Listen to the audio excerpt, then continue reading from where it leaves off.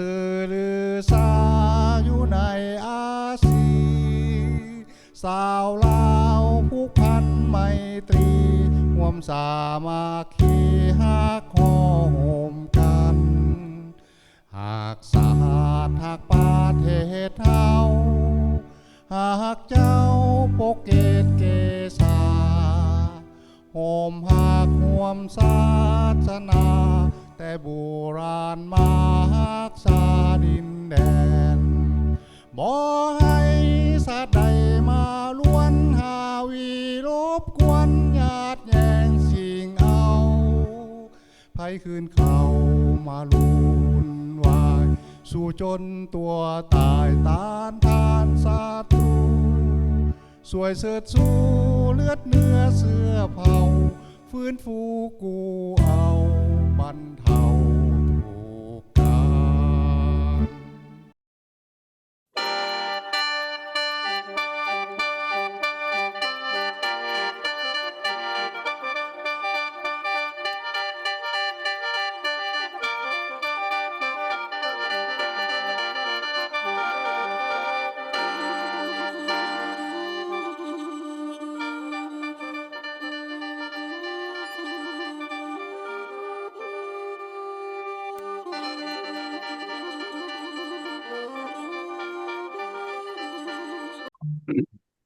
อ่า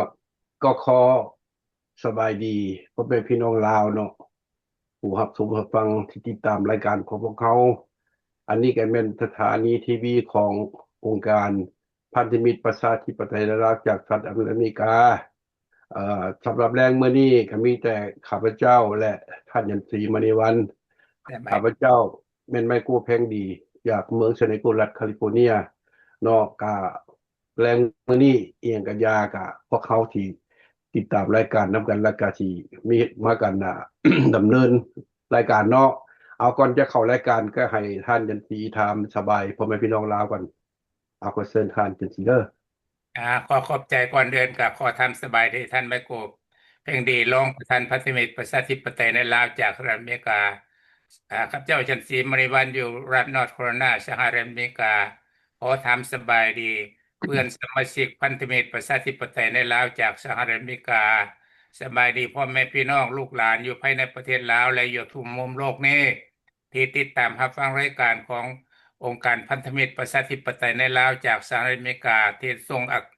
กอากาศหาพ่อแม่พี่น้องทุกๆประเทศเนาะขอขอบใจ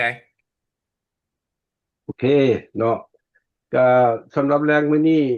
เฮาอยากมาว่าแนวนี้สำหรับหัวข้อเนาะอ่าเพราะว่าหัวข้อซะอันผู้ใดก็สิได้ยินนํกันนั่นแหละทั้งสปปลาวเพิ่นก็แม่นเรียกร้องให้พี่น้องพ่อแม่พี่น้องลาวนอกนี่ล่ะเข้าเมืองประกอบส่วนสร้างสาพัฒนาประเทศชาตินํเพิ่นว่าแนวนั้นเนาะ ก็คิดว่าเรื่องอันนี้ก็พ่อแม่พี่น้องลาวก็สิได้ยินนํกันนั่นล่ะเพราะว่าเพิ่นก็บริหารบ้านเมืองมานี่50ปีเพิ่นก็ฮ้องมาแต่ระยะแต่ละยุคคณะรัฐบาลทุกๆชุดของเพิ่นนั่นล่ะ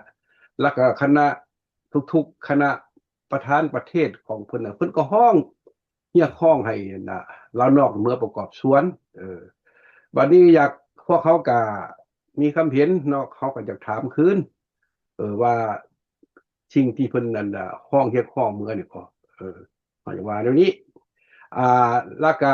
พ่อแม่พี่น้องลาวคิดว่าแนวใดเนาะเกี่ยวกับเรื่องนี้เนาะคันว่าผู้ใดติดตามข่าวหรือใน Facebook กันก็เห็นฮู้นํกันอยู่เพราะว่าเรื่องนี้ก็เป็นเคยเว้าเคยวิจารณ์กันมาแน่แล้วเกี่ยวกับเรื่องนี้เนาะเพราะฉะนั้นก็ให้พ่อแม่พี่น้องลาวคิดเบิ่งนํกันว่าเป็นหยังเพิ่นจะคิดร้อง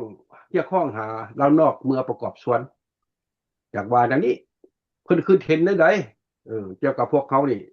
วันนี้คันเฮาเหลียวขึ้นหลังพุ่นตะเขาหนีจากบ้านเมืองแตกหนีจากข้ามของมาข้ามแม่น้ำของมาประเทศไทยนี่มาเข้าสู่นี่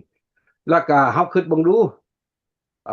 คันหาว่าพ่อแม่ผู้ใดหรือว่าเป็นป้าเป็นลุงผู้เฒ่าผู้แก่ที่พาครอบครัวพาลูกพาหลานเนี่ยนะ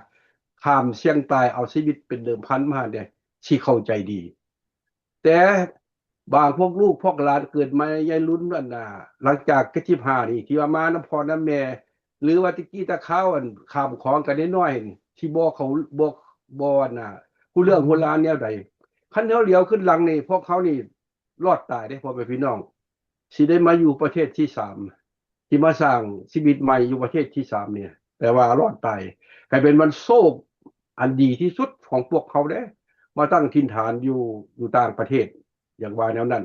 การที่มาตั้งถิ่นฐานอยู่ฝั่งประเทศนี่เขาบ่เป็นมาทุกข์ยากลำบากเลยพ่อพี่น้องมาสร้างชีวิตใหม่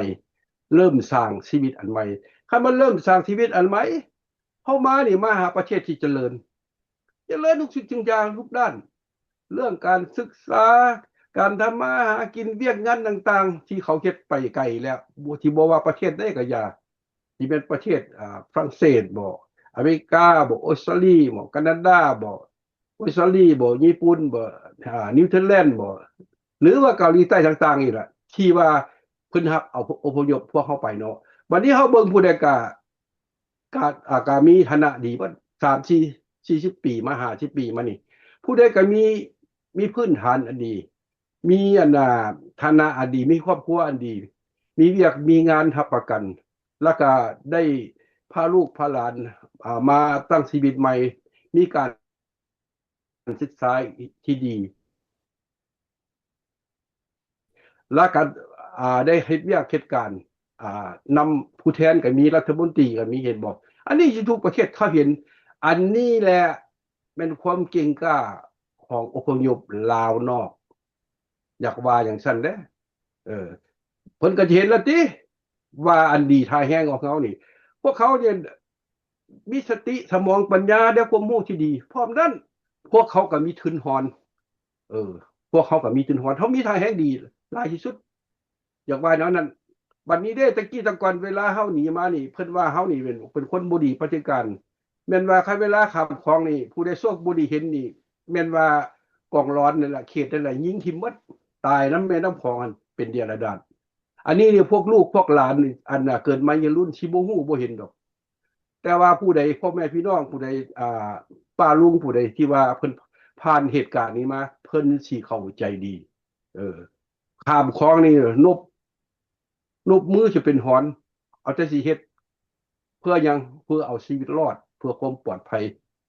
บัดนี้เด้เห็นบ่40 ปี50 ปีเพิ่นบริหารมาแล้วห้องเมืองบัดนี้เบิ่งดูเดี๋ยวนี้ที่เพิ่นก็ยังว่าพวกเขาเป็นปฏิการแนวทางบ่ดีอยู่เด้บ่มีอันดีจักเทื่ออันว่าพอดีว่าเฮาดีเบิ่งเฮาไปแนวลบอันนี้ล่ะให้พ่อแม่พี่น้องลาวนอกเขานี่เพิ่งคิดนำกันเด้คิดนำกันก็มีบางคนนี่ที่ว่ามีความสะดวกอยู่ทางพุ่นก็เมื่อทำมาหากินเฮ็ดธุรกิจหรือว่ามีพี่มีน้องมีเส้นมีสายที่มีอิทธิพลมีอำนาจแม่นอันนั้นมีก็มีส่วนน้อยพ่อแม่พี่น้องมีก็มีส่วนน้อยอย่างว่าจังซั่นล่ะแล้วก็ข้าพเจ้าคิดว่าพ่อแม่พี่น้องลาวสิเข้าใจดีพวกเขาก็ไปมามันมีการพวกพันกันไปกันมาอยู่บ่ว่าลาวนอกลาวในอย่างว่าแนวนั้นบัดนี้คันว่าพวกละนอกบ่ดีนี่คันพ่อแม่พี่น้องผู้ใดมาเยี่ยมมายามนี่มาก็มาเหตุการณ์มีเงินมีคำมีทุนมีหอนมีติ่งมีมือฝากเมื่อให้พี่หาน้องพูดเป็นทุนหอนที่ตั้งบริษัทบ่เฮ็ดแนวต่างๆมีเวียกเฮ็ดของตัวเองอันนี้เป็นการดีนะเดี๋ยวมั้ยมาหลายๆคนแล้วก็กลับเมืองก็หลายแล้วผู้ที่มาอยู่นี่ก็มีมาหลายแล้วจากว่าแนวนั้นเพราะฉะนั้นเฮาอยากฝากหาภาครัฐนี่ว่าเห็นอันแนวดีของพวกลาวนอกแหน่เห็นอันดีของพวกลาวนอกแหน่จะทุกห้องว่าพวกเขานี่เป็นปฏิการและก็เป็นศัตรูของทานอยากว่าจังซั่นแหละคันอยากให้เมื่อแท้ๆนี่เขียนทิศทางนโยบายระเบียบบังดูนโยบายแบบใดเอามาเผยแพร่เอามาเผยแพร่ซะก่อนแล้วให้พวกเขาคิดเบิ่งซะก่อนมันดีบ่มันเป็นผลประโยชน์ดีบ่เจ้าอนาคตสิบ่ตั้งถิ่นฐานกลับคืนเมืองอยู่หั่นพอเวลาเฮาเมืองนี่คือหยังลางเทื่อเขาเจ้าก็เมืองก็มีครอบมีครัวมีลูกมีหลานคันเมืองพุ่นได้เฮ็ดจังไดการดำรงชีวิตสิไปอยู่แนวใดเฮือนซ่านแนวใดการอยู่กินแนวใดฟืนไฟน้ำไหลไฟสว่างบ่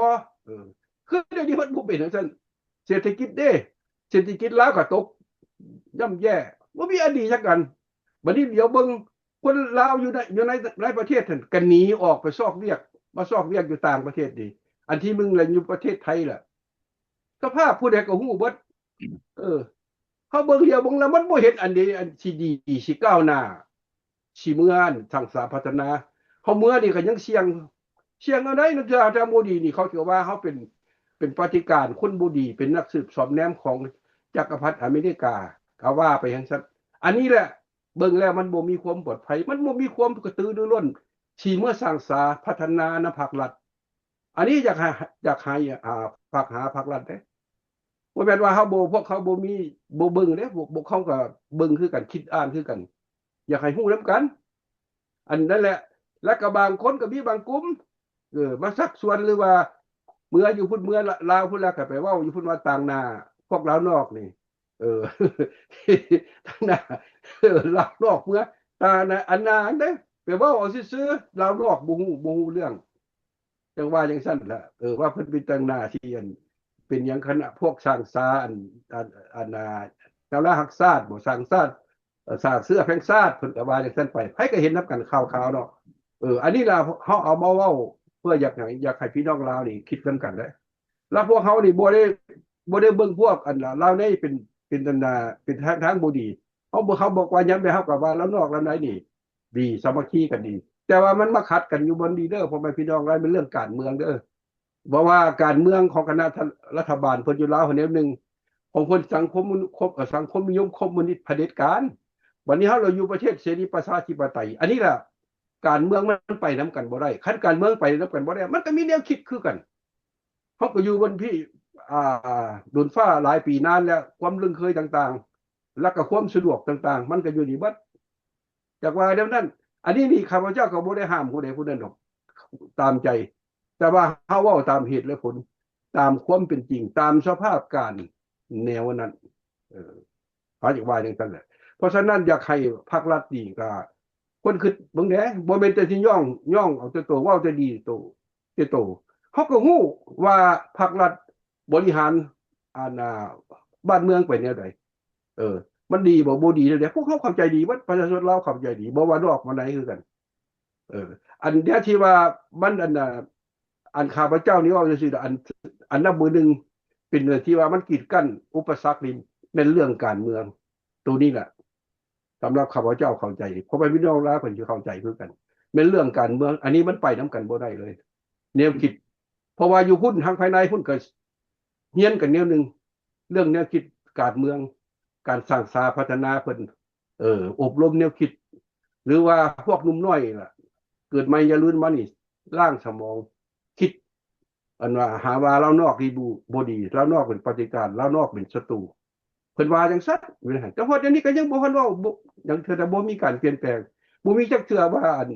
ที่ว่าพวกเขานี่ดีอันนี้ล่ะห้องกันมื้อละล่าแต่บ่มีระเบียบกฎหมายบ่มีนโยบายอันใดบ่ที่จะดีแล้วก็คือการคันห้องเขาเมือนี่ล่ะคือข้าพเจ้าว่าเวียกงานที่ให้เขาเฮ็ดหยังบนอยู่บนเซาเด้คันดินดอนต้นหญ้าอันบนสำคัญนี่ก็ในทุนจีนพวกที่นั้นมาเอาเบิดแล้วซื้อเบิดละดินดอนต้นหญ้าพี่ทำมาหากินอยู่ไสหัวสวนเมื่อว่าอยากสร้างสรรค์พัฒนาหรือว่าจะปลูกเงินปลูกสันบ่มีแล้วคันมีก็บอกแพงพุ่นแล้วมีบักแพงพุ่นแล้วแล้วอีกอันนึงข้าพเจ้ามีแต่ว่าที่อยากคันว่านโยบายนะผู้ใดที่ทิ่มเฮือนปะเฮือนบ่ทิ่มไทยนาตาก้าต่างๆคันอยากให้เขาเหมือนแก้ไขแม่นโยบายของเขาอันนี้ยังบ่ฟังผู้ใดมีเฮือนมีซันดินดอนต้นหญ้าที่ส่งเขาคืนบ่ก็ยังเพราะว่าเด้เขาก็จะขึ้นจากเนื้อแต่ว่าดินดอนต้นหญ้าที่เขาหนีมานี่ภาครัฐยึดเอาไปแล้วเป็นของรัฐบาลเบิดแล้วหรือก็เป็นพวกที่มีอำนาจเอาเบิดแล้วว่าง่ายซะบ่มีหยังแหละอันนี้แหละเพราะว่ามันที่เพิ่นอยากให้ฝากหาภาครัฐคือกันมีแต่ห้องเมือจะคิดว่าแล้วนอกนี่เขาก็บ่ได้โง่เขาว่าซั่นล่ะอยากว่านั้นนะเด้อยากให้เข้าใจเด้ออันภาครัฐบ่ฮอดดีข้าพเจ้าขอโจะซะก่อนจะให้ท่านจันสีออกความคิดก็เห็นต่อเนาะแล้วเฮาจะกันเว้ากันอีกเอาขอเชิญท่านจันสีเด้อขอบใจท่านไมโกนะว่าเรื่องทางพรรคทางรัฐทางผู้นำประเทศที่ว่าห้อง ให้พวกพี่น้องลาวอพยพลาวนอกนี่กับเมื่อสร้างสาพัฒนาประเทศชาติบ้านเมืองสวยกันพวกลาวนอกนี่พร้อมแล้วที่ว่าหาฮักแพงฮักเสื้อแพงชาติฮักประเทศลาวกันบ้านเกิดเมืองนอนไผก็ฮักคือกันแต่ว่านโยบายของพรรคของรัฐนั้นเปลี่ยนแปลงเป็นแนวใดก่อนอื่นก่อนจะเชิญชวนลูกๆหลานๆหรือญาติพี่น้องกลับคืนเมื่อสร้างสาพัฒนาหันทางพรรคทางรัฐมีนโยบายแก้ไขปัญหาหรือว่ากฎหมายแนวใดหรือว่าตัวอย่างเนาะคือประเทศไทยเขาเจ้าก็มาบ่แม่นอพยพมาพาสปอร์ตมาอย่างเป็นสัญชาติแล้วกลับคืนเมืองหั่นสิได้บ่สัญชาติลาวเราถือสัญชาติอเมริกาถือสัญชาติลาวหั่นมันจะได้บ่และกฎหมายของลาวหั่นต้องให้ประชาชนลาวนอกนี่พี่น้องลาวนอกนี่ก็ให้รับรู้ว่าทางพรรคทางรัฐเปลี่ยนแปลงนโยบายทุกสิ่งทุกอย่าง ให้คนลาวเฮาที่ว่าเต้นตุนยนต์หนีแต่สมัย1975ที่ผ่านมาหั่นแต่ว่าถ้าว่าเฮ็ดแนวนั้นได้ประชาชนลาวนี่กลับเมื่อแล้วก็สิมีเวียกเฮ็ดงานทำบ่ถ้าเมื่อแล้วมีเวียกเฮ็ดงานทำบ่หรือว่าตัวอย่างผู้เฒ่าผู้แก่ผู้อันนั้นสูงอายุนี่สิได้รับเบี้ยบำนาญอยู่ลาวบ่อันนี้มันก็ขึ้นอยู่หั่นแต่ว่า พวกอยู่ประเทศนอกนี่60ปลายปีขึ้นไปแล้วเขาจะมีเงินพออยู่พอกินแล้วถ้ากลับขึ้นมาอยู่ประเทศลาวอะมันสิได้อหย่างบ่หรือว่าได้แนวใดอันต้องมีนโยบายมีกฎหมายออกมาให้ลาวนอกนี่รับรู้แต่ว่าผู้ใดจะเมื่อหันก็สุดแล้วปัจจุบันนี้แต่ว่าทั้งภาคทั้งรัฐนั้นอ่าเพิ่นก็อยากได้คือกันแต่ว่าเฮานี่ พี่น้องลาวนอกนี่มีสติปัญญาให้ทวนคืนเบิ่งว่ากฎหมายคงจะเปลี่ยนแปลงแนวใดระบอบคอมมิวนิสต์กับเสรีประชาธิปไตยอันแตกต่างกันแนวใดถ้าพวกท่านยังคิดว่าลาวหั่นเพิ่นเปลี่ยนแปลงแล้วนโยบายเพิ่นก็เปลี่ยนแต่ว่ากฎหมายหั่นมันบ่เปลี่ยนแปลงนำแต่ว่า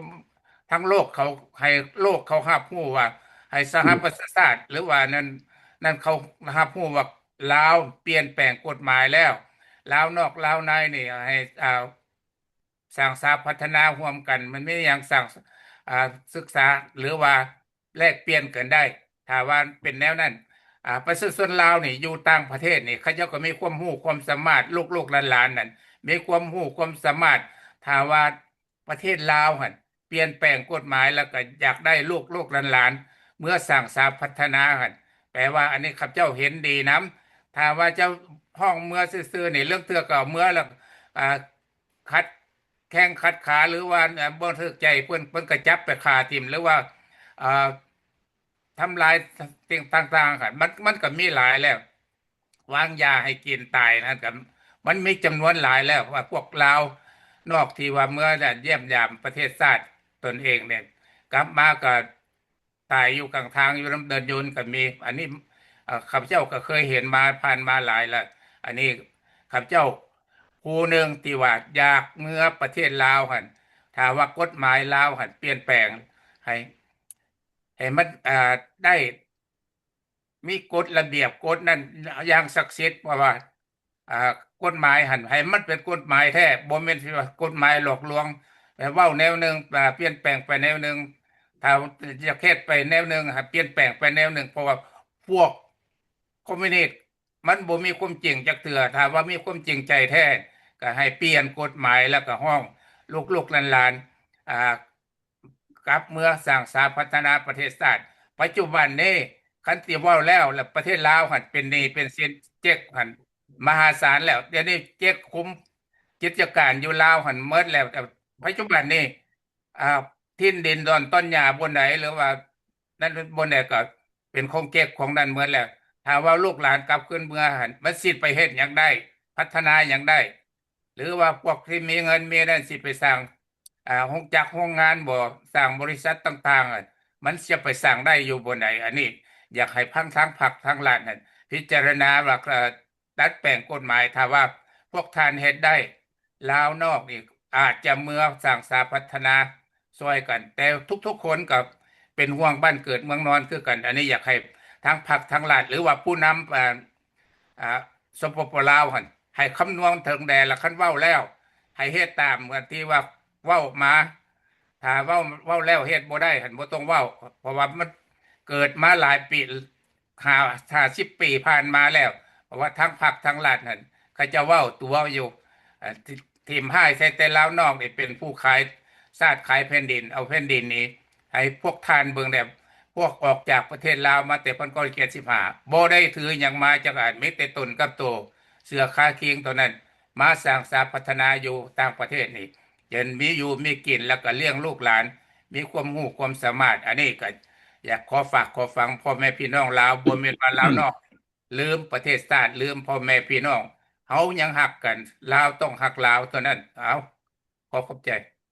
โอเคขอบใจท่านเป็นทีเนาะอันนี้ก็สิมาสืบต่อตามความเข้าใจสำหรับข้าพเจ้าเลยเนาะคันเป็นคณะรัฐบาลนะภาครัฐเปลี่ยนอย่างเปลี่ยนการปกครองเปลี่ยนระบบปะนะประชาธิปไตยนี่มันง่ายที่สุดแม่นพ่อแม่พี่น้องลาวและนอกนี่กับมือรถเพราะว่าคันหาว่าท่านยังบ่ทันเปลี่ยนระบบนี่ห้องของเมื่อห้องก็บ่เมื่อเพราะว่าระบอบของท่านระบอบของมือนี่ระบอบพรรคเดียวระบอบเผด็จการเห็นบ่มันบ่แน่นอนจักอันมื้อนี้ทานเว้าในหนึ่งมื้ออื่นทานเปลี่ยนในหนึ่งมันไผก็สิมาว่าให้ได้มันอยู่หั่นเพราะฉะนั้นพวกพ่อแม่พี่น้องลาวนี่บ่มีความเชื่อมั่นสำหรับสปปลาวแต่ข้าพเจ้าก็ถามหลายคนนะพ่อแม่พี่น้องอันลาวคนแหละเขาเจ้ามานี่มาเล่นมาเที่ยวแต่พวกใดที่ว่ามาดุนอยู่ดุนแล้วเขาเจ้าก็เปลี่ยนแนวคิดเด้เขาเจ้ารู้สึกเด้ว่าโอ้มาอยู่ที่มันหลงบ่คืออันภาครัฐภาวะเพราะว่าเพิ่นว่าเขาเจ้ามาเห็นล่ะอยู่หั่นอันนี้แหละมันเรื่องอันน่ะสิทธิเสรีภาพของของของประชาชนของคนเฮานี่นะมันต่างกัน เรื่องสิทธิเสรีภาพมันต่างกันอยู่วันนี้หั่นเฮาอยู่พี่แล้วเลยเขามีสิทธิเสรีภาพเต็มโตเขามีปากมีเว้าแบบสบายอันใดที่ว่าพรรครัฐพูดเขาเว้าได้อยู่บนเฮาเว้าบ่ได้เด้อยู่หั่นอันนั้นแหละพ่อแม่พี่น้องลูกหลานเขาเจ้าเกิดมาอย่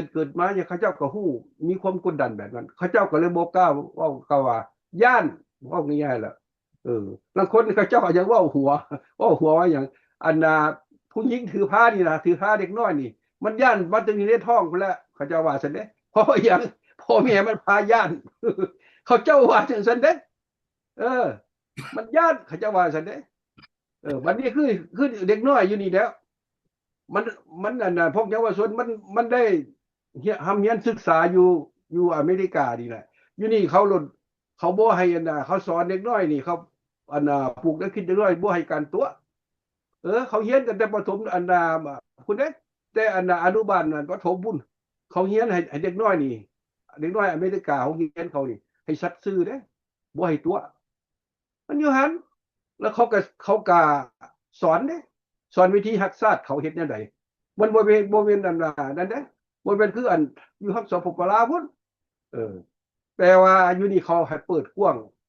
ให้เด็กน้อยเว้ากล้าว่าเขารู้จักมีสิทธิเสรีภาพของเขาอยู่หั่นก็คือตัวอย่างง่ายๆน่ะอายุของเขาคือสมมุติก็18 ปีแล้วเขาก็เป็นผู้ใหญ่แล้วเขามีชี้เป้าคิดว่าเฮ็ดแนวใดที่มันถูกแล้วอันนี้ก็เป็นเรื่องการศึกษาคือกันอยู่นี่แหละวันนี้เขาอยู่แบบนี้แล้วให้เขาเมื่อสร้างสรรค์พัฒนาหรือว่าดำรงชีวิตไปเฮ็ดรายการมันบ่เข้ากันมันคนละเรื่องไปเยี่ยมไปยามแม่นอยู่แต่ว่ายินดุนไปแล้วมันบ่เข้ากับสังคมลาวมันบ่เข้ากับระเบียบการบ้านเมืองของพวกท่านมันอยู่หั่นอยู่นี่มันบ่มีเด้อันกองรอกองร้อนมันบ่มีเด้อยู่หุ่นอันนั้นเด้มันมีกองร้อนพวกอยู่บ้านเด้เป็นผู้ดูแลเบิ่งอยู่หั่นติดตามเฮาเบิ่งอยู่หั่นคันว่าอันนี้เห็นบ่มันยังมีบางเขตบางบ้านอยู่เด้เมื่อนี่จะเมื่อรายงานนั่นหัวหน้าหน่วยหัวหน้าบ้านเด้หรือบางบ่อนนี่เขายังเก็บพาสปอร์ตเขาไปเด้อยู่นี่เขาบ่ได้อยู่อเมริกาดิพอแม่พี่น้องลาวมาดิเขาบ่ได้ไปรายงานไปได้อยู่หั่นมันอยู่หานบ่แม่พี่น้องอันนี้แหละมันมีอันต่างกันหลายคิดมึงก็คักซะก่อนข้าพเจ้านี่เว้ยไปมาหลายแล้วข้าพเจ้าเข้าใจเบิดพ่อแม่พี่น้องลาวก็เข้าใจคือกันนั่นล่ะ เขาต้องมีการเปรียบเทียบอันใดคือกันหมดมันมาค้ากันอยู่อันเดียวเรื่องระบบการปกครองเลยมันเรื่องการเมืองพ่อแม่พี่น้องเราว่าง่ายๆนี่แหละเพราะว่าพรรครัฐเพิ่นน่ะเฮียนมาแนวนั้นเฮียนทฤษฎีเพิ่นมาแนวนั้นเพิ่นก็ต้องเฮ็ดแนวนั้นตราบใดที่ว่าบ่เปลี่ยนนั่นการเมืองก็ทฤษฎีตัวเก่านั่นแหละเว้าง่ายๆซะเว้าให้มันแล้วนี่แหละมันจึงมีปัญหาเรื่องการคัดแย้งระหว่างลาวนอกลาวในลาวนอกลาวในหรือว่าลูกหลานอยู่นอกอยู่ในก็เป็นแท้มันลูกหลานอยู่ในกับต่างประเทศก็เป็นพวกลูกหลานอยู่ไทยนั่นแหละพิษกันเถียงกันเพราะว่าอยู่ไทยที่เขากล้าเว้ากล้าว่าเด้อันใดเฮ็ดบ่ถูกเขาติได้เขาเว้าได้เขาเว้าให้คณะรัฐบาลได้เว้าให้ผู้นำได้จะเฮ็ดบ่ถูกอยู่ลาวนี่เว้าบ่ได้แล้วเห็นบ่ลูกหลานพิษกันเถียงกันอยู่หั่นแล้วการเรื่องนี้มันก็สิพิษเถียงกันมีอยู่ตลอดเพราะว่าหยังระบบการเมืองมันต่างกันคัดการเมืองต่างกันแนวคิดมันก็ต่างกันความเข้าใจมันก็ต่างกันอยู่หั่นเห็นบ่เบิ่งแม่ลูกหลานเขาเจ้าพิษเถียงกันอยู่หั่นเจ้าว่าข่อยว่าเจ้าข่อยได้เจ้าจะด่าข่อยคันสรุปแล้วนี่นะอันนี้ล่ะกับปัญหาต้นตอแกเป็นเรื่องการเมืองนั่นแหละที่ว่าเฮ็ดให้เขามีแนวคิดอยู่นั่นเพราะว่าความแนวคิดแต่ละความเข้าใจมันต่างกันอยากว่าแนวนั้นล่ะคันมันคือกันนี่มันสิง่ายมีหยังก็อย่าเบิดพอไปพี่น้องลาวกับลูกหลานลาวเนี่ยสำคัญก็เบิ่งกันไปผู้ที่ตำกำชะตาบ้านเมืองในอนาคตก็เป็นลูกหลานลาวหั่นล่ะลูกหลานลาวหั่นล่ะผู้ใดลูกหลานลาวผู้ใดมาทำเฮียนมาศึกษาอยู่ต่างประเทศก็สิมีการเปรียบเทียบไปคือกันระหว่างการเมืองลาวสังคมลาวกับอยู่สังคมต่างประเทศมันเป็นแนวใดแล้วก็สังคมนิยมนี่กับทุนนิยมมันก็ต่างกันไปแนวใดมันอยู่หั่นอยากให้ลูกหลานนี่ต้องเข้าใจเฮียนฮู้แล้วก็มีการเปรียบเทียบอย่างว่านั้นคันเฮาบ่มีการเปรียบเทียบดีเฮาบ่เห็นดีอันใดดีอันใดถูกอันใดดีอันใดบ่ดีอันใดถูกอันใดแม่นบ่แม่นบ่แม่นอันจังซั่นล่ะแล้วก็อีกนึงเรื่องการปัญหาในแก้ไขเพิ่นที่ว่าปานใดก็อย่าเห็นบ่เพิ่นยกเรื่องนั้นเรื่องนี้เวียนกันอย่างนี้เอามาเป็นวาระของชาติว่าซื่อๆแต่เฮ็ดบ่ได้เพราะว่าหยังมันคาอยู่เรื่องอำนาจผู้ใดเป็นนายแล้วผู้ใดมีอำนาจที่มาแตะต้องบ่ได้เพราะอำนาจมันทุกสิ่งทุกอย่างน้ำหัวหน้าน้ำนายเด้นายพาเว้าเพราะว่านายพาเฮ็ดมันสำคัญอยู่หั่นเพราะว่าระบอบนี้เขาเจ้าระบอบถือเอาหัวหน้ามีอำนาจแล้วก็หัวหน้าเฮ็ดได้ก็เบิ่งแม่อยู่เขตนอกวัดนอกบรรณาต่างๆนี่ผู้ที่มีอำนาจนี่ก็เป็นพวกที่ว่าท้องถิ่นแม่นในบ้านแหละในบ้านแหละที่มีอำนาจเห็นบอกมันจะมีปัญหาอันเกี่ยวกับเรื่องดินดอนต้นหญ้าเพราะว่าพวกท้องถิ่นพวกในบ้านนั่นเป็นใจของพวกนายทุนนั่นพวกนายทุนมันเอาเงินให้มันเข้าหาพวกในบ้านนั่นแล้วซาดเข้าหาในบ้านเข้าหาอำนาจการปกครองอะไรแล้วซาดเป็นเขาว่าอันนี้ละปัญหาของเราเบิ่งเด้คิดเถียงกันดิ้งดอนต้นหญ้าเรื่องเขตต่างๆผู้ใดมีอำนาจกับใครแน่เห็นบ่แล้วคนเห็นบ่มีเจ้าหน้าที่มีอาวุธมีปืนก็ยิงปืนมาขนาบผู้อันนั่นแหละพ่อแม่พี่น้องเบิ่งแม่ที่ว่าปัญหาเกิดขึ้นอยู่ในสังคมลาวผู้ที่มีอำนาจนั่นแหละมีความสะดวกกับพวกนั้นแหละคันว่าง่ายๆภาษาลาวก็เป็นพระเอกพ่อซื่อๆนี่แหละเป็นพระเอกอยู่ในระบอบคุมมือนี้มีความสะดวกสบายบัดทุกสิ่งทุกอย่างเพราะว่าอำนาจอยู่นำหัวหน้าอำนาจอยู่นำนายกันค่าสิแก้ไขกันได้ค่าสิพุทธก็ได้ก็บ่เป็นของง่ายและอีกอันนึงพวกปฏิวัตินำกันนี่นะเขาเจ้าบ่ทิ่มกันระบอบเขาเจ้านี่ผู้ใดเขาเจ้าเคยต่อสู้เฮ็ดนำกันนี่เขาเจ้าบ่ทิ่มกันเด็ดขาดโทษหนักก็เป็นเบาโทษประหารชีวิตนี่ก็บ่ได้ประหารชีวิตอันนี้เป็นนโยบายของเขาเจ้าแต่ว่าเขาเจ้าบ่ได้เผยแพร่เด้แต่ตัวจริงมันเป็นแนวนั้นอันนั้นละการซื้อจ้างจับอ้อยอันนั้นละการสราชบัลหลวงมันบ่สิ้นสุดบ่มีผู้ใดเว้าให้เขาเจ้าได้ก็พากันเฮ็ดอยู่ซั่นแหละพวกที่ว่ามีอำนาจที่ว่าผู้ใดบ่เห็นแน่อันนั้นแน่หูนอกตาบอดบ่เบิ่งกะคักแท้เด้ก็พากันสราชอันนี้ละความสราชบ่งั้นอยู่ในกงจักรภาครัฐก็แฮงนับมือหลายขึ้นว่าซื่อๆว่าสิปราบหันปราบนี้ก็ว่าซื่อๆตั้งหน่วยงานขึ้นมากวดสอบกวดกาต่างๆก็ใครฮู้ว่าแล้วไม่หยังเพิ่นว่าเพิ่นก็มีคำเว้าเด้อันน่ะ ลีกบนแข็งแทงเมืองอ่อนเห็นบ่อันนี้ก็สภาก็เว้าคณะสสก็เว้ามันยังมีความเว้าบ้านอยู่ในสังคมลาวพ่อแม่พี่น้องที่ตามมึงดีๆมันเกิดอยู่หันเบิดล่ะทุกสิ่งทุกอย่างมันเกิดในนี้คือหยังกันย้อนการเมืองพรรครัฐนั่นล่ะอำนาจนั่นล่ะอำนาจผู้เดียวพรรครัฐผู้เดียวอยู่หันคันผู้ใดที่ว่ามีอำนาจล่ะผู้นั้นแหละมีความสะดวกทุกสิ่งทุกอย่างแล้วก็ส่วนหลายก็คนลาวก็ย้านเด้ย่านหัวหน้าย่านผู้มีอำนาจนั่นแหล้วมันอยู่หันแล้วก็ผู้ใดก็มีอำนาจผู้ใดก็มีหัวหน้านายกันเตรียมกันแล้วนี่แหละเขาเจ้าว่าดิกบนแข็งแทงบนอ่อนพวกบนอ่อนก็มีแต่พวกบ่มีอำนาจเด้ลูกน้องธรรมดานี่แหละมันได้กฎการได้แต่ว่าผู้คนใหญ่แท้กฎการบ่ได้แหละอำนาจคือกันเพราะฉะนั้นนี่ที่สร้างความยุติธรรมที่เอาความมันนั่นน่ะเป็นจริงนี่แท้มันยากอยู่ในระบบแม่ศาลคือกันศาลก็มีเขียนไว้กฎหมายรัฐธรรมนูญลาวที่ท่านมาตรานั้นบ่ที่ว่าได้บ่แต่ว่าภาคปฏิบัติไปบ่เป็นอันนั้นเพราะว่าหยังการเมืองพรรคเดียวเฮ็ดอยู่ได้ครับมันบ่มีผู้ใดมาต่อว่าอันใดเพราะฉะนั้นนั่น ขอโทษการเมืองอเมริกานี่นะคำมันได้ดีไปเขาเฮ็ดพรรคเดียวแล้วเขาลองมาเบิดแล้วมันได้คันผู้ใดอันน่ะไปเรียนเขาเรื่องการเมืองของอเมริกาคือกันเขาลองมาทุกสิ่งทุกอย่างระหว่างพรรคเดียวกับหลายพรรคมันต่างกันจังได๋มันอยู่หั่นเขาเจ้าว่าแม่นคันแม่นอยู่ข้างของพรรคอันนั้นสังคมนิยมเขาเจ้าว่าพรรคเดียวมันง่ายคุ้มครองง่ายเขาเจ้าว่าจังซั่นเว้าอันนั้นแล้วมันแล้วแม่นจังซั่นอันนั้นล่ะเขาเฮาว่าเผด็จการคันมันมีหลายพรรคมันมีพวกที่ว่าบ่เห็นดีเห็นได้มันล่ะเขาเจ้าก็ว่าเสียเวลาอีกเขาเจ้าว่าซั่นเพราะว่าหยังเพราะว่าพ่อแม่พี่น้องลาวมันต้องเอาความที่ว่าพวกที่ว่าตรงกันข้ามมันล่ะเอามาเว้ากันเพื่อศึกษาเพื่อให้มันเปิดกว้างทุกคน ก็มีสิทธิ์ว่าแนวใดให้ปัญหามันจะแจ้งให้ปัญหามันจะแจ้งอันนี้แหละตอบได้ดีเขามีภาคเดียวมันก็เป็นนั้นอยู่ตลอดจากวันนั้นน่ะเอาท่านจันทรียังมีอย่างเพิ่มบ่ ก็อยากขอเพิ่มอีกเนาะว่าเรื่องการปกครองอยู่สปปลาวนี่แต่มันก็แตกต่างกันระบบเสรีประชาธิปไตยกับเสรีคอมมิวนิสต์นี่มันแตกต่างกันการปกครองแล้วก็ถ้าเว้าแล้วมันก็การปกครองนี่มันก็แบ่งแยกกันถ้าว่าปกครองกันเสรีประชาธิปไตยนี่ประชาชนหันมีสิทธิ์ปากสิทธิ์เว้าสิทธิ์ว่าให้ผู้นำประเทศหรือว่าคณะรัฐบาลถ้าว่าเฮ็ดผิดกฎหมายหรือว่าผิดระเบียบ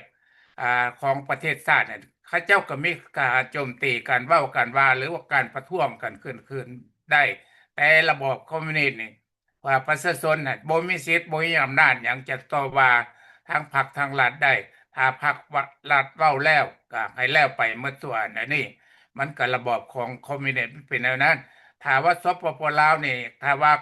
มีการเปลี่ยนแปลงระบอบการปกครองนี่ข้าพเจ้าคิดว่าอาจจะดีหลายกว่าปัจจุบันนี่แต่ว่าระบอบคอมมิวนิสต์ปกครองมาได้50ปลายปีผ่านมาแล้วประเทศชาติบ้านเมืองมีแต่โศกแต่โกงแต่ขายชาติบ้านเมืองกินประเทศชาติสิหมดล่มจมไปหมดทุกบอนทุกทีแล้วอันนี้ถ้าว่าเปลี่ยนแปลงได้อันก็สิเป็นการดีอันประชาชนเนี่ยคือสิได้อยู่กินดีถ้ามีระบอบใหม่เข้ามาแล้วอ่าประชาชนนั่นแล้วก็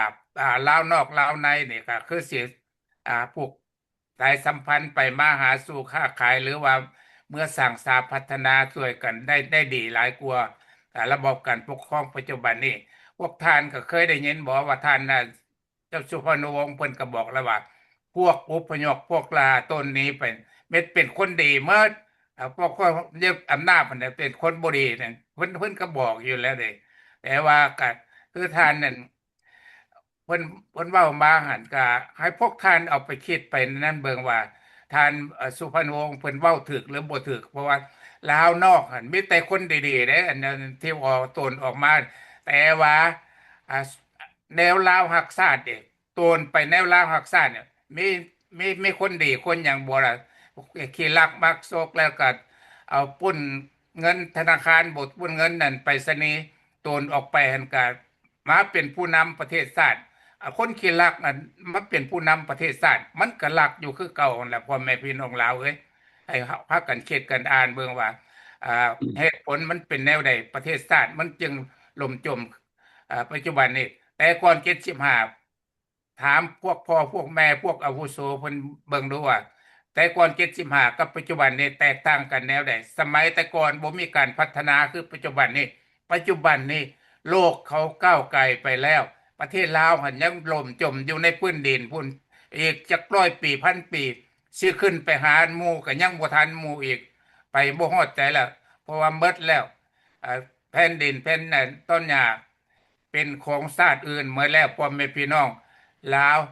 ขอให้พวกทานพิจารณาแล้วก็อ่านเบิ่งว่าพรรครัฐหั่นเฮ็ดนำประชาชนเฮ็ดนำประเทศชาตินั่นมันดีแล้วบ่อยากให้พากันอ่านแนวนั้นมันดีแล้วบ่ คันมันดีแล้วพวกท่านอยู่ประเทศลาวหั่นบางคนก็เต้นตนโยนหนีไปซอกหาเวียกเฮ็ดงานทำอยู่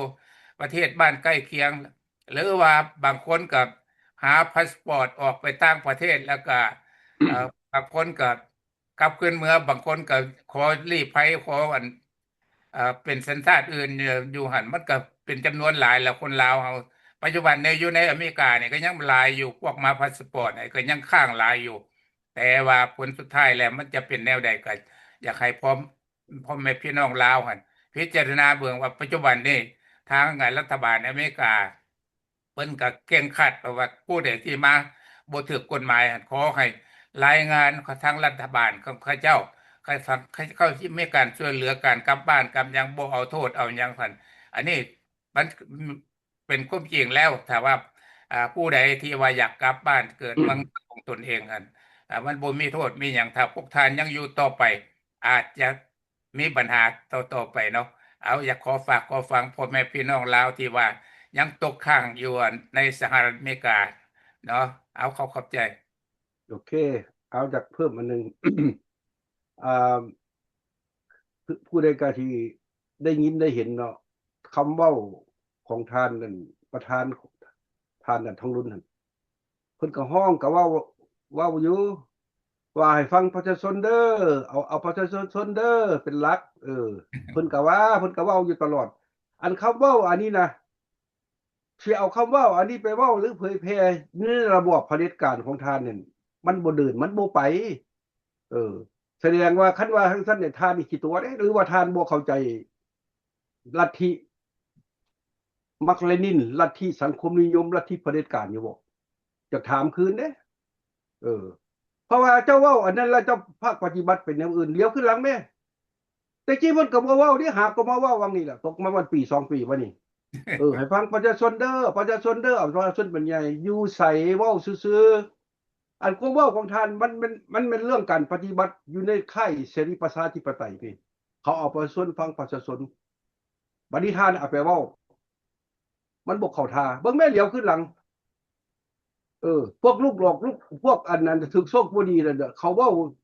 แนวบ่ดีหรือว่าเขา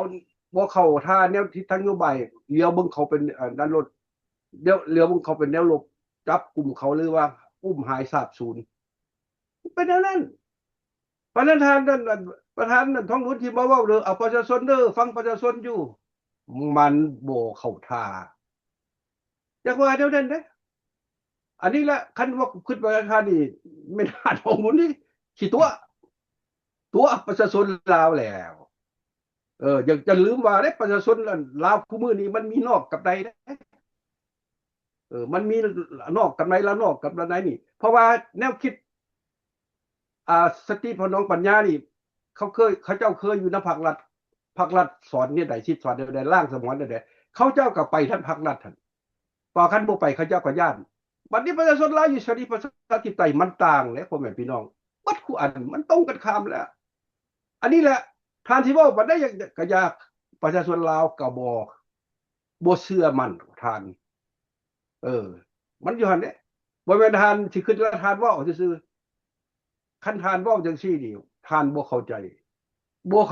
ระบอบของทานเด้อผู้เขาเรียนรู้ผู้เขาศึกษาผู้เขามีประสบการณ์เขาว่าทานกี่ตัวจักว่าจังซั่นเด้อันนี้เขาเว้าได้ ได้แล้วอยู่ดินแดนประชาเสรีประชาธิปไตยเขาให้เว้าให้ว่าเอออยู่หันคันที่เบิ่งเรื่องกฎหมายแล้วก็เว้าเบิดประชาชนอิสลามมีสิทธิ์ปากออกเสียงพี่ปากเว้าปากว่าตั้งสมาคมองค์กรต่างๆหรือว่าซุ่มนุมเห็นบ่มีเบิดแต่ว่ามันตรงกันข้ามเบิดเฮ็ดไว้ล่ะอันนั้นล่ะประชาชนเขาก็ฮู้คือกันคันเราเว้าคักๆแล้วเป็นขี้ตัวเบิดพวกท่านเป็นขี้ตัวเบิดบ่รู้สึกอยู่หันเดี๋ยวนี้คือกันแล้วเดี๋ยวนี้ก็มันทุกอย่างโลกของเขานี่มันก็พัฒนาเปลี่ยนแปลงไปมันก้าวหน้าไปแล้วมันทันสมัยเบิดแล้วคันท่านที่กี่ตัวอยู่ซั่นนะบัดนี้คันไปถาม AI มันตอบมันบ่ตอบคือท่านเด้เพราะว่าผู้เขาป้อนข้อมูลเขาเอาความจริงมาป้อนมันสิค้ากันอยู่นี้มันสิค้ากันอยู่นี้ท่านประธานทองลุ้นท่านต้องเว้าความจริงเด้เรื่องที่เขาเอาคำถามหรือความถามของท่านเอาไปถาม AI มันตอบว่าโน่มันบ่แม่นแนวนั้นท่านสิคิดว่าแนวใดจากว่าจังซั่นอันนี้แหละเขาฮ้องว่าโลกแห่งความเป็นจริงอันนี้แหละเขาฮ้องว่าโลกพัฒนาอันนี้แหละเขาฮ้องโลกเทคโนโลยีมันอยู่หั่นคันท่านบ่เปลี่ยนบ่คิดด้วยกันแต่ว่าท่านบ่นำสภาพการของโลกท่านที่รักษาก็รักษาไว้แต่ว่ามันบ่ไปมันบ่กล้ามามันบ่เดินอันนี้แหละมันตรงกันข้ามการศึกษาคือกันการศึกษาอยู่ลาวกับการศึกษาอยู่ต่างประเทศมันก็ต่างกันอีกมันแบบคนละเรื่องอยากให้ว่าจังซั่นเพราะว่าอยากให้เฮาคิดคือกันบ่แม่นว่าท่านเว้าไปแล้วเขาสิฟังท่านเบิดมันบ่เด้อยู่หั่นจะชุก็ชุลืมเพราะว่าหยังอยู่ลาวเนาะอยู่ใกล้กับมันก็มีไทยแล้วก็ประเทศต่างๆพวกเสรีประชาธิปไตยแล้วก็ลูกหลานลาวกับคนลาวก็ไปมาเขาเข้าใจเบิดเขาฮู้เบิดคันท่านเว้าซั่นเขาว่าท่านขี้ตัวเด้แต่เขาบ่กล้าเว้ากล้าว่า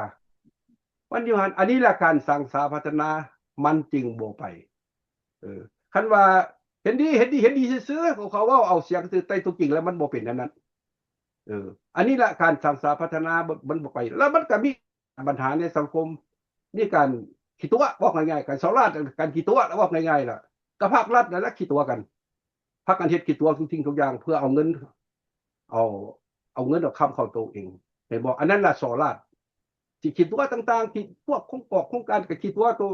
ตัวเลขข้อมูลแปลงเอาดัดแปลงเอาอันใดสิได้แต่เฮ็ดว่าการเฮ็ดไปเห็นบ่คันสิว่าแล้วมันผิดปัดพ่อแม่พี่น้องแล้วก็บ่มีผู้ใดกล้าเว้ากล้าว่าให้ผู้ใดก็ย้านเด้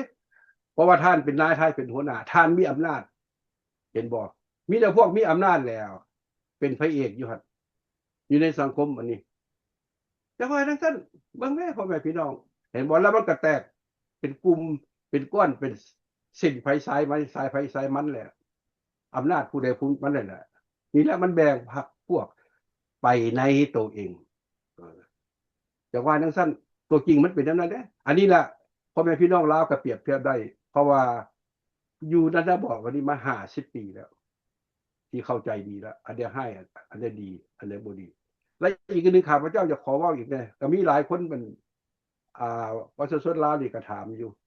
เป็นหยังทุกสิ่งทุกอย่างนี่ภาครัฐเฮ็ดอยากก็มีแต่ว่ายกให้เวียดนามกับจีนมีสิทธิ์เบิดเอ้าโครงการเมืองลาวไปน้ำจีนน้ำเวียดนามคันบ่มีจีนเวียดนามมันอุ้มสู้อยู่ในเวลาเบิดไปโดนแล้วอย่างว่าจังซั่นให้พ่อแม่พี่น้องลาวเข้าใจเด้ทุกสิ่งทุกอย่างเด้เรื่องการเศรษฐกิจบ่เรื่องการเงินต่างๆก็แม่นจีนเวียดนามอุ้มอยู่หั่นเรื่องความมั่นคงของชาติก็อยู่หั่นแม่นอันนั้นอุ้มผ่านพวกอยู่หั่นแม่น2ประเทศนี้แหละเป็นหลักอยู่ใกล้เคียงกันจีนกับเวียดนามแหละเนี่ยเมื่อเขาไปในซั่นแล้วเขาก็ยังได้ผลประโยชน์คือกันเด้วันนี้ผลประโยชน์ต่างๆในประเทศลาวนี่อุดมด้านธรรมชาติด้านอุดมธรรมชาติที่บ่แฮบ่เงินบ่ต่างๆมีเบิดดินดอนต้นหญ้าแม่น้ำลำเสคือฮู้นำกันนั่นแหละต่างๆเห็นบ่เขามาเอาผลประโยชน์ได้50ปีนี่เบิ่งแม่เดี๋ยวขึ้นหลังแม่ลาวเสียผลประโยชน์แนวใดให้แก่จีนกับเวียดนามหั่นเพราะฉะนั้น ภาครัฐก็เว้าหลายบ่ได้เพราะว่าได้อาศัยเขาคันจะเว้าตามพงศาวดารนั้นขึ้นมานี่สปปลาวนี่ได้ปลดปล่อยชาติก็ย้อนหยังก็ย้อนเวียดนามกับจีนนี่แหละเป็นผู้อุ้มสู้ในการต่อสู้กันระหว่างฝ่ายซ้ายฝ่ายขวาให้ศึกษาเบิ่งดีๆพวกลูกพวกหลานนี่แม้แท้อาจจะบ่สนใจหรือว่าอาจบ่ฮู้แต่ว่าพวกเก่าแก่ผู้เป็นพ่อเป็นแม่พ่อตู้ลุงบ่ต่างๆนี่เขาเจ้าเข้าใจเด้คนเก่าเขาจะฮู้ว่าอันใดเป็นอันใดอันนั้นเว้าเรื่องประวัติศาสตร์ของลาวประวัติศาสตร์ของลาวนี่หลังจากเพิ่นไปเพิ่นยังมาเขียนเอาเองเขียนเอาเองเขียนแต่แนวดีๆแล้วอันแต่เก่าเพิ่นบ่เว้าเด้เพิ่นบ่เว้าบ่อยากให้ลูกหลานฮู้เพราะฉะนั้นอยากให้ฝากประชาชนลาวที่เป็นลูกเป็นหลานให้คิดนำกันเรื่องชะตากรรมอนาคตของชาติอันนี้เขาเว้าอยู่ฝ่ายโลกเสรีธิปไตยเด้แล้วมันขึ้นอยู่กับประชาชนลาวแต่ว่าอยู่หั่นเพิ่นบ่ว่าเดี๋ยวนั้นว่าซื่อๆแต่ว่าปฏิบัติจริงแล้วมันภาครัฐผูกขาดภาครัฐสิพาเป็นแกนนำภาครัฐสิพาเอาชะตากรรมของบ้านเมืองเป็นจังได๋นำขึ้นนำภาครัฐเบิดจังว่าเดี๋ยวนั้นเพราะว่านี่แหละการเมืองมันต่างกันอยากให้พ่อแม่พี่น้องลาวเข้าใจเด้อมีการแจ้งแยกคือกันเด้ออันใดอันเสียอันดีอันบ่ดีเนาะท่านจันทีมีหยังอีกบ่ก็จะขอเพิ่มอีกหน่อยหนึงเนาะเรื่องภาครัฐเพิ่นเฮ็ดนำประชาชนเนี่ยแหละเพิ่นประกาศเว้าแล้วก็เว้าเองเนาะเพิ่นก็บอกว่าเอาประชาชนเป็นหลักเป็นใหญ่ที่นำพัฒนาประเทศชาติแล้วก็ท่านประธานประเทศเพิ่นก็ยังเว้าว่าประชาชนมีสิทธิ์อ่าต่อว่าต่อขานที่ว่าทั้งพรรคทั้งรัฐหรือว่ากองประชุมสภาเพิ่นเว้าแนวใดที่บ่ถูกบ่ต้องกันมีสิทธิ์โจมตีหรือมีสิทธิ์ต่อว่าต่อเถียงได้หั่นประชาชนเว้าได้บ่อยากถามประชาชนคืนนั่นประชาชนเคยเว้าคืนบ่พอถามว่าประชาชนเว้าแล้วมันมีปัญหาหลายอันเขาตามได้ยินข่าวมานี่แปลว่าปากก็บ่ได้อิหยังมันแต่เพิ่นเว้าซื่อๆแต่ประชาชนนั่นปฏิบัติบ่ได้ถ้าพ่อแม่พี่น้องประชาชนนั่นคันว่าภาครัฐเพิ่นเว้าแน่นั่นพวกท่านก็ลองเว้าเบิ่งว่ามันสิมีปัญหาหยังเกิดขึ้นแน่ข้าพเจ้าคิดว่าพวกประชาชนนั่นบ่หานเว้าหานว่าแต่ว่าคำเว้าคันว่าของผู้นำประเทศนั่นเพิ่นก็บอกแล้วว่ามีสิทธิ์เว้าสิทธิ์ว่าถ้าว่าไปแล้วต้องได้รับผลกรรมที่ว่าความเว้าความว่ากันมามันอันนี้มันต้องแน่นอนเพราะว่าตัวนี้ทั้งพรรคทั้งรัฐเขายังเบิ่งว่าประชาชนเนี่ยสิมักทาง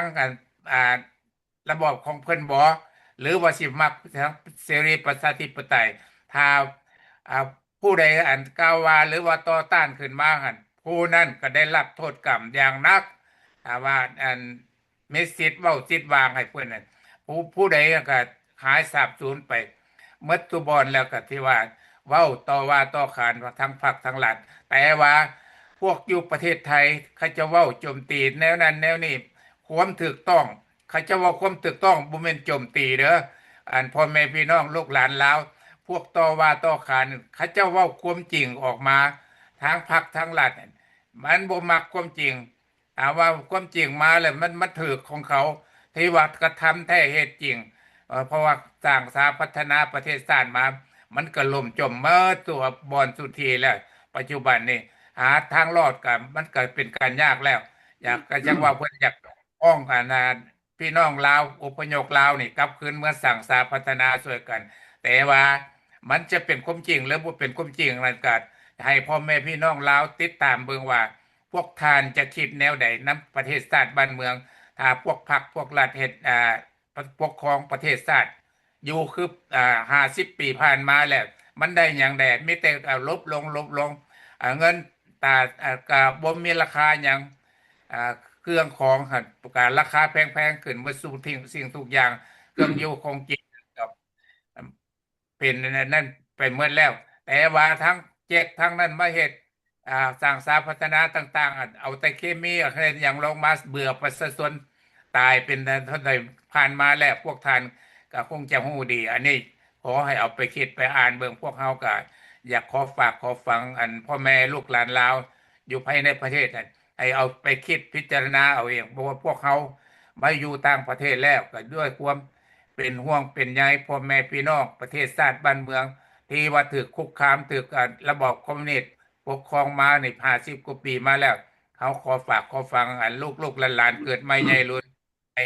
ฮักหอมอ่ารักษาประเทศชาติบ้านเมืองแผ่นดินลาว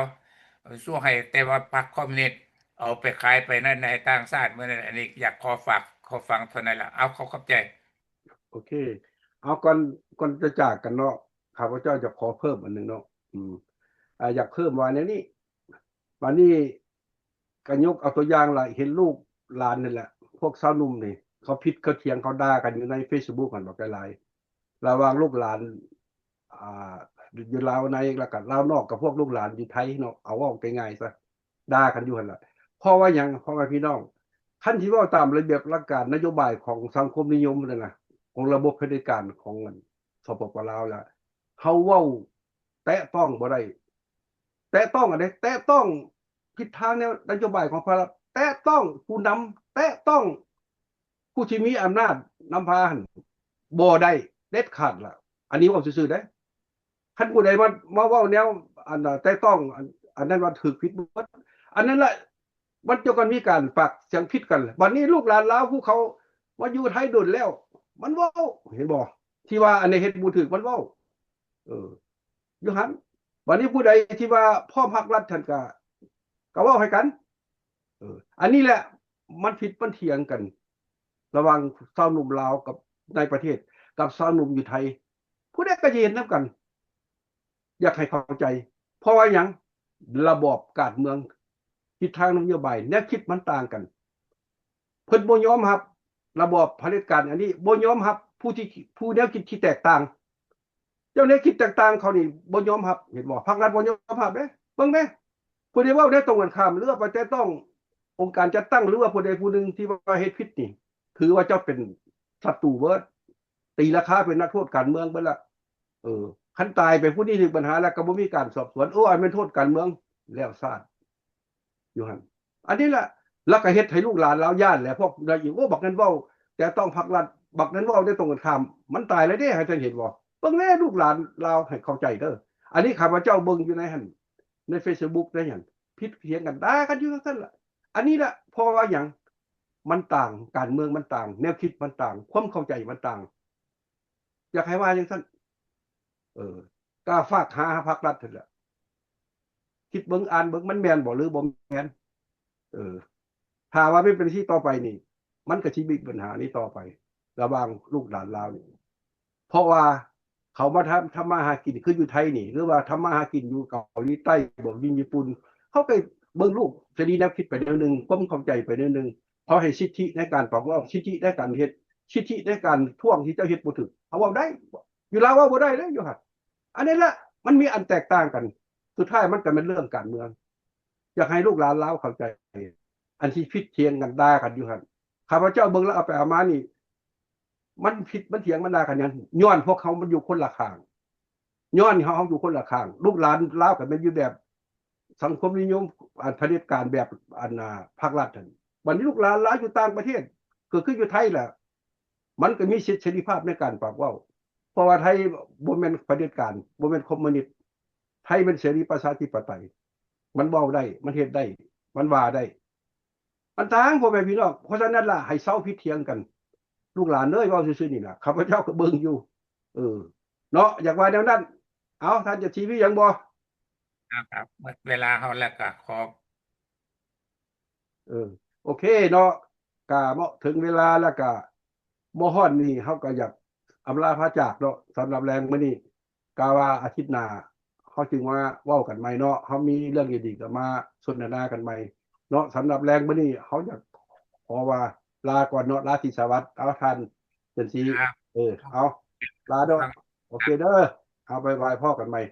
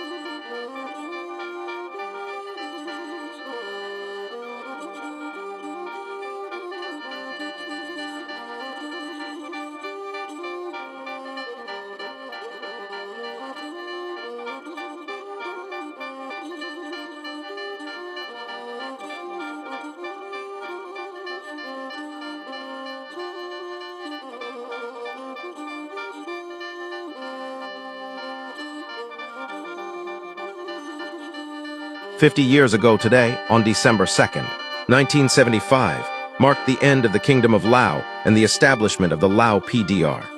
They even took down the king's portrait and changed the national flag. He was later sent to a Pathet Lao re-education camp in Vinh Zai, Hua Phin Province, in March 1977, where he is widely believed to have died a year later, in 1978. Those are the memories of yesteryear. 50 years ago today, on December 2nd, 1975, marked the end of the Kingdom of Lao and the establishment of the Lao PDR. They even took down the king's portrait and changed the national flag. He was later sent to a Pathet Lao re-education camp in Vinh Zai, Hua Phin Province, in March 1977, where he is widely believed to have died a year later, in 1978. Those are the memories of yesteryear.